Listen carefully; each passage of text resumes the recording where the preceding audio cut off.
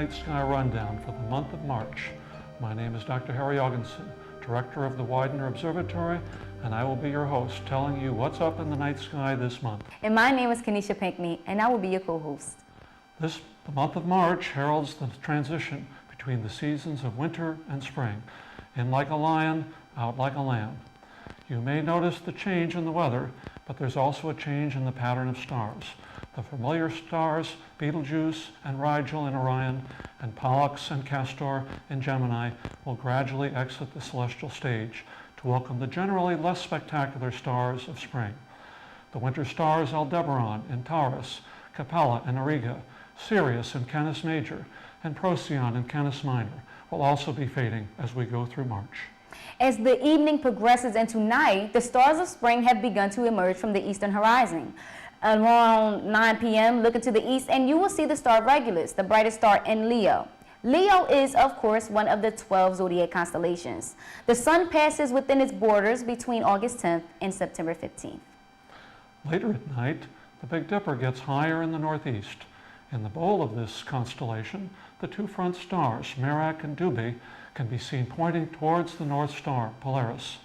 The handle of the Big Dipper arcs toward the yellow-orange star Arcturus in the constellation Boötes, the herdsman, rising in the northeast.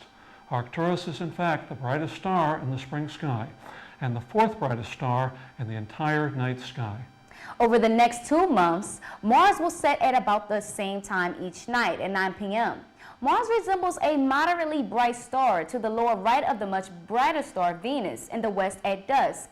As spring progresses, Mars will trek steadily eastward through Pisces and Aries. Venus is unmistakable. In the west at dusk, it shines like a brilliant yellow star. At the start of the month, Venus is setting just after 8 p.m. and by month's end, around 10:30 p.m.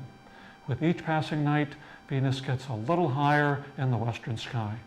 Jupiter was at its finest during its opposition with the Sun back in early February. It continues to delight the observer's eye through March in the east at sunset, and by late evening, high in the south. Jupiter resembles a brilliant yellow or cream-colored star located just to the upper right of Regulus. It remains visible most of the night during March, setting at around 5:30 mid-month. Saturn rises in the southeast shortly after midnight during most of March. It resembles a bright golden star and is above the orange star Antares. These two can be seen at dawn's first light around 5 o'clock a.m. in the south. Also residing in the early morning sky is Mercury. The planet is visible low in the east before sunrise, but is often difficult to spot against the dawn glare. The ever-awaited spring will begin in the northern hemisphere on March 20th at 6:45 p.m. On this day, the noon sun stands exactly overhead at the Earth's equator.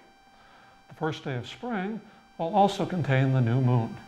The full moon for the month of March occurred earlier this month, on the 5th. Native American Indians called this month's full moon the worm moon, or sap moon. Well, that's all for the Night Sky Rundown. If you want to learn more about constellations or planets, check out the Night Sky Guide at calendar on widener.edu/stargazing. Or come down to the observatory for a public stargazing session at 8 p.m. on Mondays or the first Friday in the month. And as always, we love running down the night sky for our viewers. And for that, we say thank you. Make sure you tune in next episode in April as we do the Night Sky Rundown. Again, I'm your co-host, Kenesha Pinckney. And I'm Dr. Harry Jorgensen, Director of the Widener Observatory.